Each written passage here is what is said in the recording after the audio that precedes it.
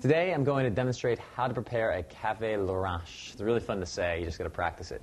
So you're going to start off with your coffee mug and your coffee, obviously. And we'll take a look at our ingredients. We're going to be using a cognac. Cognac is a brandy, except it is from France, basically.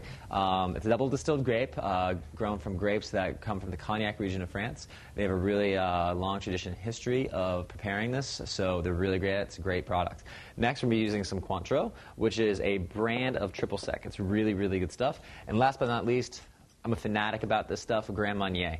Grand Marnier is another orange liqueur. It's a cognac-based liqueur, also produced in France by Le Pastel family. You can't get better than that, trust me. Awesome, awesome stuff.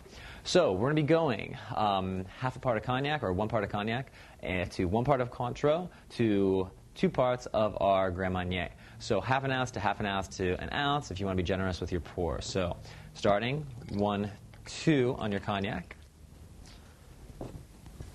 1, 2 on your Cointreau, and then last but not least, 1, 2, 3, 4 on your Grand Marnier.